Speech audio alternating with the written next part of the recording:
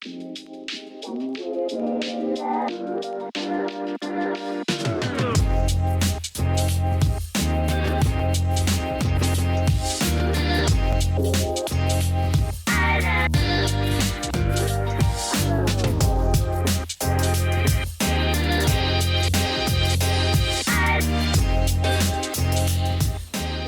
back to All Good Points.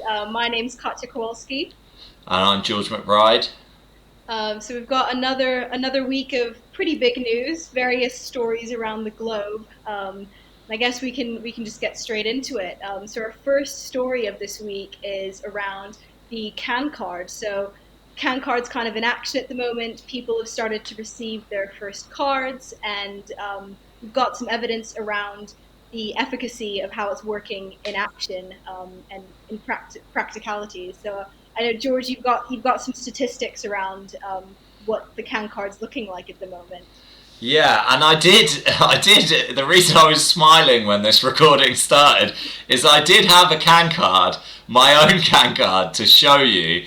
But I managed to drop it, and it fell perfectly between my floorboards and has vanished into the foundations of my house. So I've been the grateful recipient of a Cancard for all of about 2 weeks before I've just dropped it into the underbelly of my house, and now I don't know whether I'm going to be spending my evening lifting up the floorboards or begging and scraping for a new Cancard to be sent out. But for those patients who have been more responsible than me and capable of I was keeping it safely in my wallet until I took it out to show you guys. So actually I blame the All Good Points audience for losing my Cancard now. That's my line. But yeah, other people who have been more responsible and kept hold of their cards have started to see some real benefits. We've been hearing reports back of people being stopped by the police, seeing their Cancard, police who have already been aware of the scheme, other police who've then contacted supervisors and been told not to take any enforcement action, and with the vast majority of patients being able to keep their medicine. So that's really fantastic news. I know Carly's been out doing speaking appointments and really working really hard along with the rest of the team at Cancard, and it's really fantastic to see this scheme in action. And Carly put, I think it was Carly in the newsletter, put a nice comment about the biggest, problem that they've had that people have raised with the scheme is that there shouldn't be a need for it. And I think, you'd probably agree on that, Katja. But what's kind of nice about this is that the Cancard scheme is setting to make itself obsolete. They're not here just to be here forever and try and wedge themselves in. They're trying to do something to fix a problem which hopefully won't be a problem for people in the future, and there'll be no need for the scheme. But at the moment there clearly is a need for it, and that's already been demonstrated in the short few weeks in which people have actually been using this on the streets in the UK. Yeah, no, it's super positive, and I think with the Cancard scheme and similar initiatives that are happening, I think it's really important to see that it's actually working in practice, because I think a lot of initiatives, obviously on paper, when you discuss them kind of before launching them, they sound really good, but it's super positive to see that it's actually making a difference and that we're seeing results. I mean, that's exactly what the Cancard's there for, so it's, yeah, really awesome, and really super congratulations to everyone that's been involved in the scheme, because it's doing great. Nice. And then, yeah, what's next on our agenda, Katja? We've got some more celebrity watch, as per. I think this is my favorite part of All Good Points, just watching celebrities in the cannabis space. We've actually got 2 celebrities this week. So we've got Jay-Z and Seth Rogen. So Jay-Z, we've kind of talked about him already on All Good Points, or I haven't, but you and Paul have, around his cannabis company Monogram. But they've launched a social justice awareness campaign, which is geared towards cannabis law and is aiming to shed light on the outdated laws that surround the drug and people that have been unfairly impacted. So their new digital series will highlight individuals that have faced charges due to cannabis-related offenses, appearing on ads, billboards in major US cities. So that's Jay-Z. And then with that, we've got Seth Rogen, which is bringing his cannabis company Houseplant to the US. It's a Canadian company founded by Seth Rogen, and it's going to be opening in the US with a launch in California cannabis dispensaries, and it's pretty cool. It's got kind of it involves like marijuana flower and ceramic home products. So yeah, I mean, quite a lot to unpick with Celebrity Watch. But what are your thoughts on Jay Z and Seth Rogen, George? The Seth Rogen thing is interesting. I've seen a lot of people complaining about Houseplant online. Okay. The products. I don't know whether it's people like shit posting, because there were some photographs of cannabis which I very much hope isn't what Houseplant has been selling in Canada, because it looked like terrible stuff. But then also I think there is like also a huge backlash from a lot of the cannabis community about the industry as it moves into this new phase of big branded products being pushed by celebrities that are mass produced, that maybe aren't what they're looking for. And I'm hoping soon the cannabis industry in North America is just moving more towards people who can just get on with enjoying craft cannabis in small batches, where they know more about how it's been produced, and they can just do that, and then they can just be aware that there is always going to be a large mass market,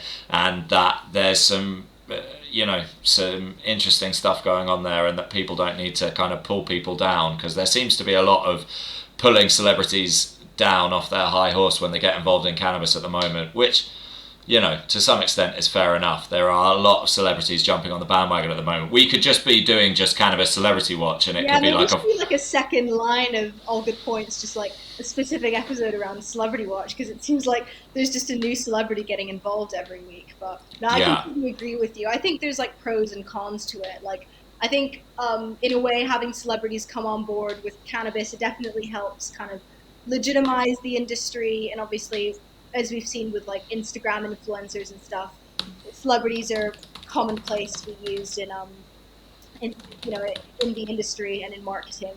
And I think it just kind of depends what their kind of meaning behind joining forces with the cannabis industry are, and if it's bringing greater good. Which I think with yeah. the Jay-Z thing, it is, and that's launching a social justice campaign. I think that's seeing some good with celebrities getting involved. Yeah, and then meanwhile, with Houseplant, backed by, it's part of the Canopy Growth family, I believe, and we'll see whether it really works. There's still no real evidence to show whether these big celebrity endorsements can really make the difference. There's a lot being pinned on them, so let's see if they work, or if the cannabis community turns against them. Couldn't get a much better brand ambassador than Seth Rogen, I was really. gonna say he's kind of like a spiritual icon in the cannabis space. Yeah.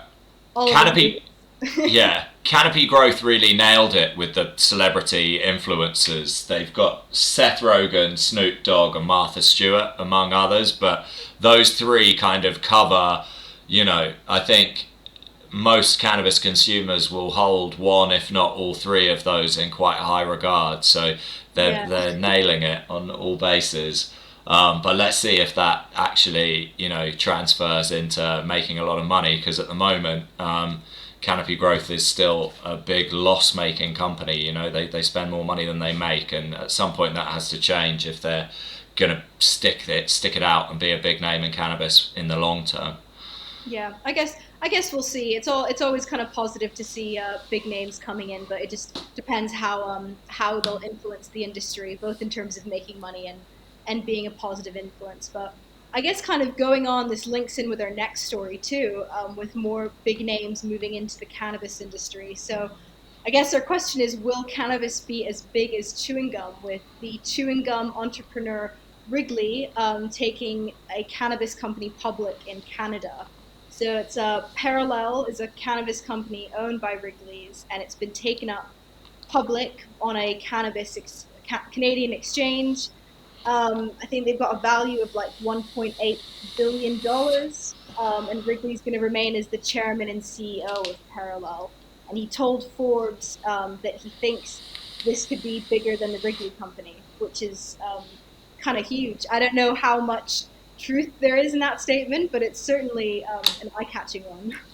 Yeah, it is. It's a big name, and it's it's a lot of money. It's a what $1.8 billion valuation. Yeah, and then Bo Wrigley is a well-known billionaire with a huge company, and him moving in well, obviously he's been in the space for a while, but this is a big step forward for them to go public and push this company forward.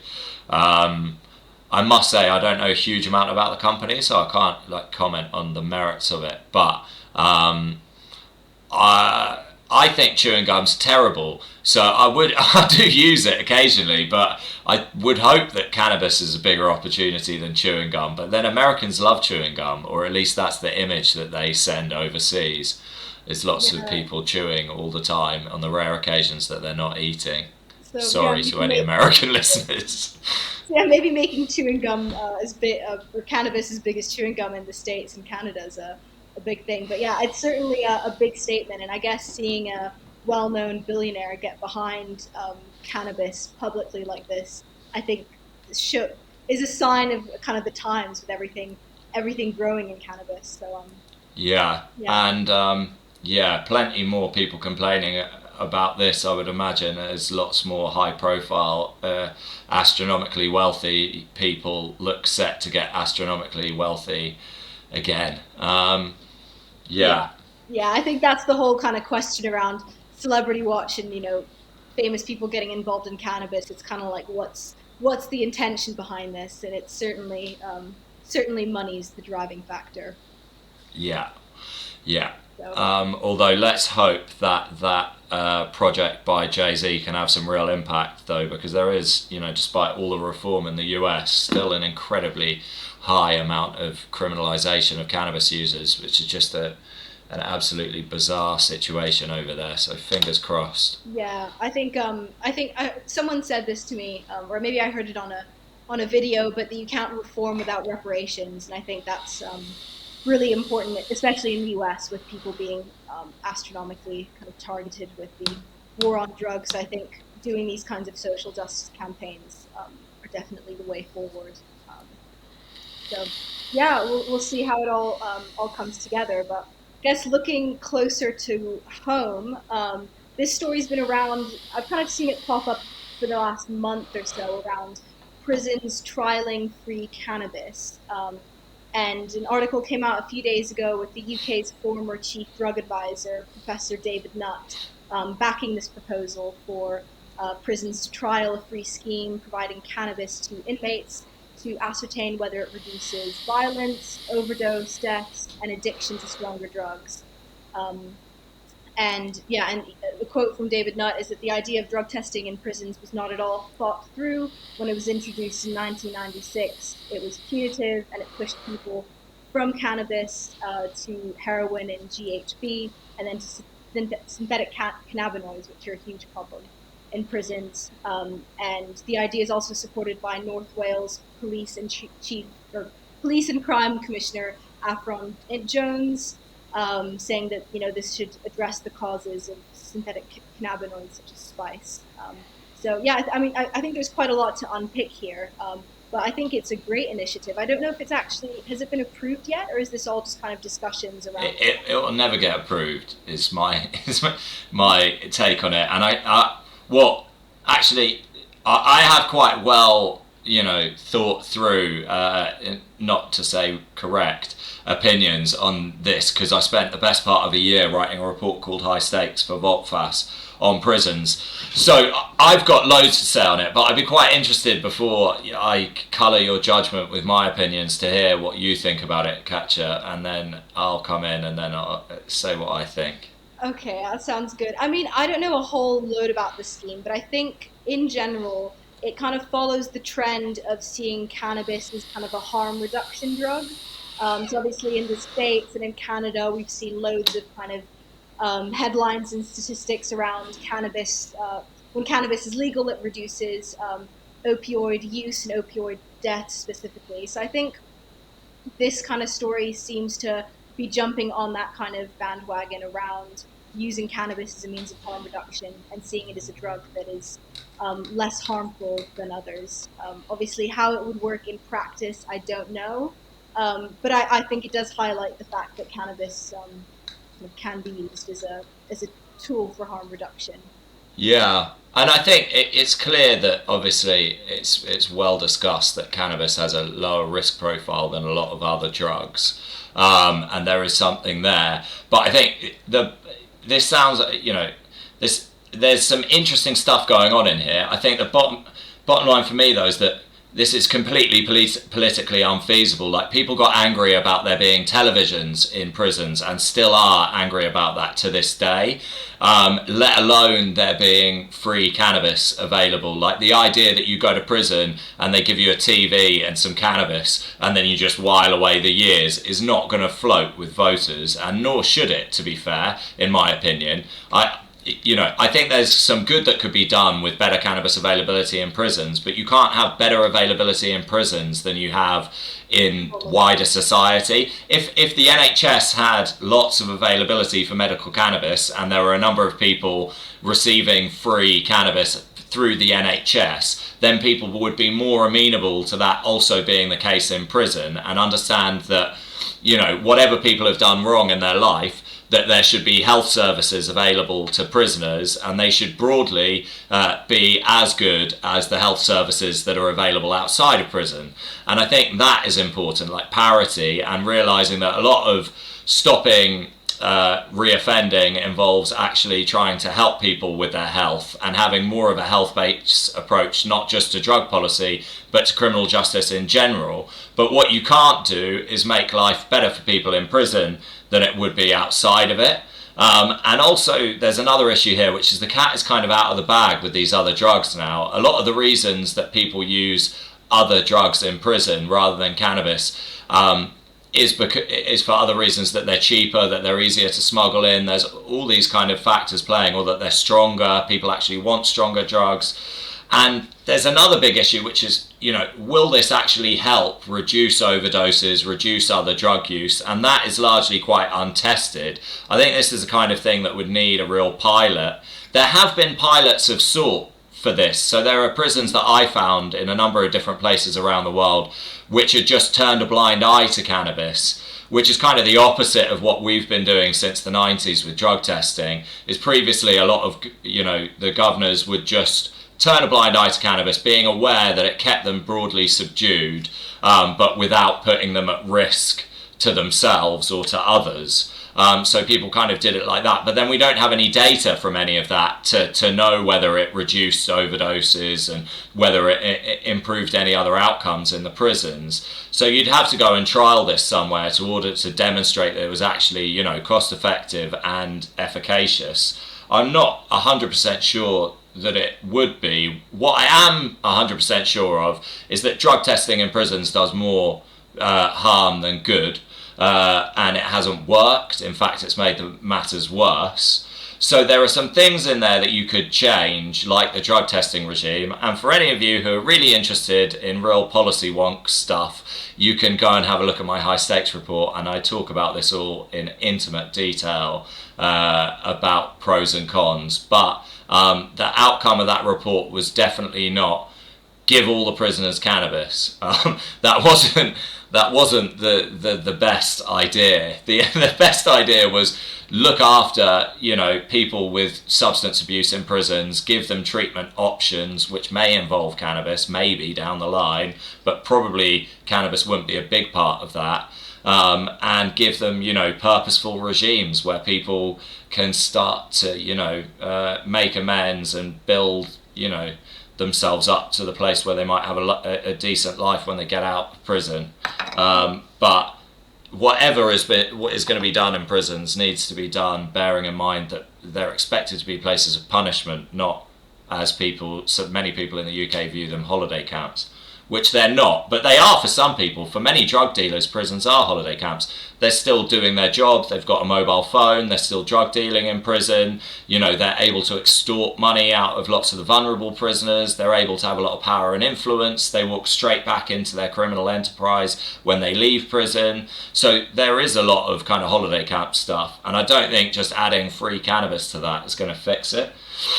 Yeah, I think there's a lot to unpick here and a lot of kind of pros and cons. But I think the main point that you made that I definitely agree with is that, you know, if we're gonna kind of target and fix drug abuse problems, we need to be fixing it both in and out of prison. It's not just we shouldn't just be kind of doing these kinds of schemes and initiatives in prisons. No, and they should be done in the community first, and then look at them in prisons, you know, if they're working in the wider community. But yeah, again, I think you'd need to have a wholesale NHS access long before you're talking about getting these kind of schemes into prisons.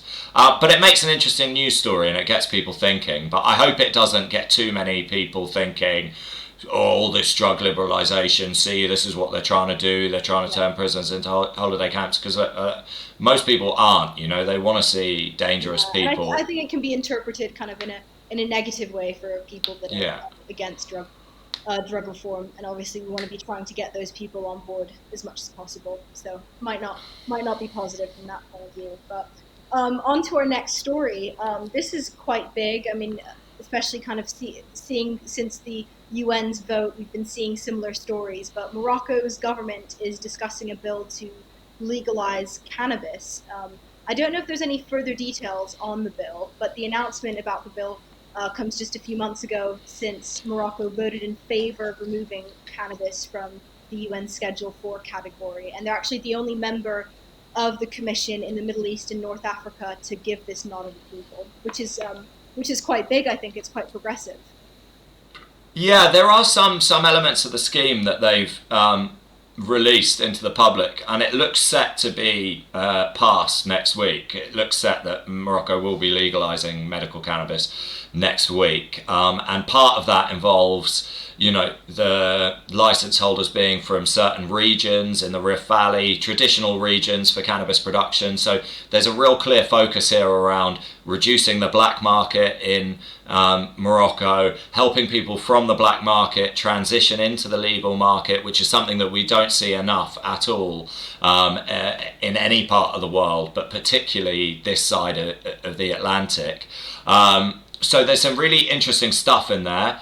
There's some real difficulties that they're going to face in terms of the end market is predominantly going to be wealthy countries with federally legal medical cannabis schemes, and that mostly means Europe, and that means producing things to pharmaceutical quality, which is not something which many of the black market growers or any of them will have any experience of.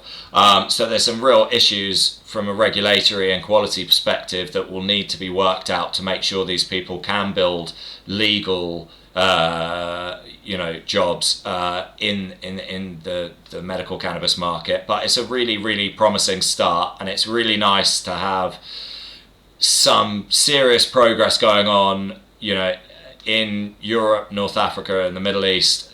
And coming from places with a tradition of cannabis like Morocco, just at the same time as the Netherlands is launching its legal adult use cultivation program as well. So some of the places which people will have been flying to smoke cannabis for decades, finally starting to actually make it all legal and above board. So yeah, good it's nice to news. see that kind of like full turn of events, you know, going from something that was widely available to not available to now opening up and kind of seeing these kinds of reforms. I guess it's a good point around how things will work in practice, because I think a lot of these legalization schemes, they look really good on paper, but then we don't know how it's actually going to work in practice, how long it will take to, you know, change the law and for things to change properly. But it's really positive, and I guess it's just quite positive seeing these kinds of stories following the UN vote.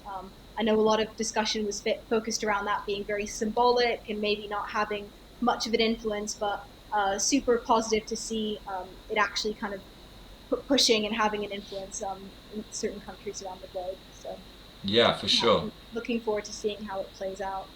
And now our last story for the day, and kind of finishing on a topic that's kind of close to home in the UK. I think this happened 2 weeks ago or so, around Keir Starmer's stance on decriminalising cannabis. So it was a couple of weeks ago, he told Sky News in an interview that wasn't directly focused around drug policy, but the interviewer asked him around his stance on decriminalising and liberalising UK drug policy. And he said that he'd never go down that route, um, and he basically showed that he wasn't for it, and that it wasn't kind of what he was planning to do. I don't know if you I know Ant, our head of communications at VaultFast, I think we're going to insert a clip from him talking about this, as he wrote an article about it, responding to the claim. So my name's Ant Lehane. I'm the Secretariat for the Labour Campaign for Drug Policy Reform, alongside my work as Head of Communications at VaultFast. Thanks for getting me on this segment of All Good Points. It's nice to be in front of the camera instead of behind it, as I've been for a few weeks before we went into lockdown. So I'm going to talk to you very briefly about the comments that Sir Keir Starmer made on Ridge on Sunday in relation to cannabis decriminalisation. My point of view, I wrote about this in Labour List last week, is that I don't think that this reflects really what he thinks. I don't really think that this reflects what Labour's position around drugs is going to be coming into another election. You know, bear in mind that we're 4 years away from our next election. Labour haven't been making policies at all, so it would be highly unusual for the leader of the opposition to cook up a policy on the hoof, if you like, in a wide-ranging interview where he was completely caught off guard. Now, I think a better indication of where Labour stands on these issues will be the planned announcements in relation to relevant things that are going on. So an example of that might be Dame Black Part 2, which is due in the spring, to my knowledge. We'll see where Labour stands on that, where the positions come out. Now, I would be very, very surprised if Labour go down the ultra-criminalisation route. I just can't really see that happening. We've had some really positive conversations with some key people in the party, and we really don't think that these opinions that were put across in that interview reflect that of Labour. Unless we forget that it was only 13, 14 months ago now that Keir Starmer gave the boldest answer to a question, the exact same question around cannabis decriminalisation during the leadership election. So whilst it's disappointing, I don't think we should take this, I think we should take this with a pinch of salt.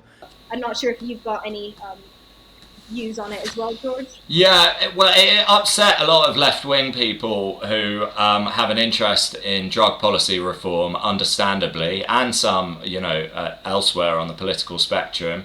I think it's further evidence towards something that I think we were saying on last week's show, and a lot of people are saying at the moment, which is that reform looks more likely to come from the right than the left in the UK at the moment. You don't want to read too much into this, because it's a comment he's made when he wasn't prepared to be talking about that subject. But then another way of looking at that is quite revealing, because clearly his default is to say, as he said, that the drug laws are broadly right, and that couldn't be further from the truth for anyone who's paying attention. And I think it's quite disingenuous from Keir, because he was the head of the Crown Prosecution Service. He knows how our drug laws operate, and he must therefore know that they're causing a huge amount of harm across the country, and they're incredibly expensive and ineffective at what they're trying to do. So unfortunately, he's carried over his views from his previous role running the CPS. It's not a very progressive organisation. He doesn't seem to have very progressive views on the matter. It doesn't seem to be that he thinks it's very important, or would be willing to use much political capital to drive this issue forward. So it's not great news, especially considering it's looking more likely than ever that he'll have a good crack at actually being Prime Minister. But obviously, God knows if that will happen. But he does look to be doing relatively well at the moment. Yeah, I think it's one of those things that we shouldn't read in too much into it. As you said, he wasn't briefed on the topic, and it was kind of taken out of the blue in the interview. So that's one way of looking at it. But I think you make a good point around that being his kind of gut reaction to the topic is quite worrying.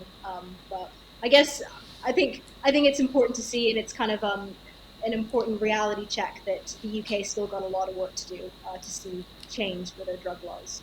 Yeah, it's definitely, though, he's a million miles away from Jeremy Corbyn on this. So I've met Keir and Jeremy Corbyn before, both prior to them being the leaders of the Labour Party.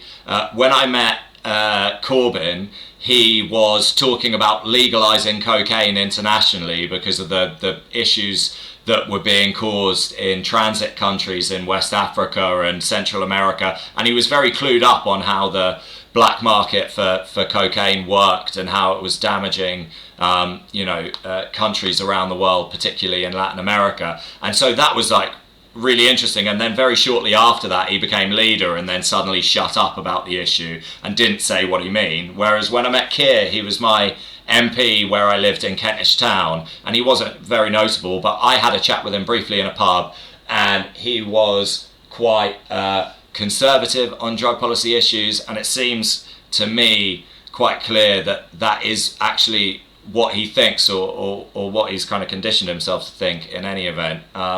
So I think he is a lot more conservative than other wings of the Labour Party. And obviously, I don't think that should be a surprise to anybody, considering that he ran the Crown Prosecution Service. And unless you agree with the laws that they're prosecuting, you're never going to get that job. Yeah, I guess it just shows that there's still a lot of work to do. And as much as things seem really positive, I think we're still a ways away from seeing proper change in the UK. But yeah, sad to kind of end on a negative reality check. I think that's too negative. I think we're a way away from the Labour Party having a policy of full decriminalisation of drugs. I still think that there's going to be a huge amount of positive incremental change over the next few years under a Conservative or a Labour government. There's enough, there's enough reform-minded people in positions of power in both parties to make sure that some positive changes happen. But yeah, I doubt that's going to be free cannabis in prisons, and I doubt it's going to be full decriminalisation of all drugs. Although I must say that I do think that that's the single best intervention that the government could make to improve outcomes across the UK, is just decriminalise simple possession and small amounts of dealing. The way that dealing is viewed is absurd. You can be in possession of a couple of different bags of cannabis and get arrested for dealing. If you're in possession of 4 or 5 tea bags, no one would say that you were Twinings. It's absurd. They're not targeting the real suppliers. They're calling personal use and distribution amongst friends dealing, which it isn't. Anyway, yeah. Rant over. It's positive. We're not going to see all drugs decrim, but it's good. Yeah, it's a nice way to end. So yeah, thanks for tuning in for another episode of All Good Points, and we'll see you all next week.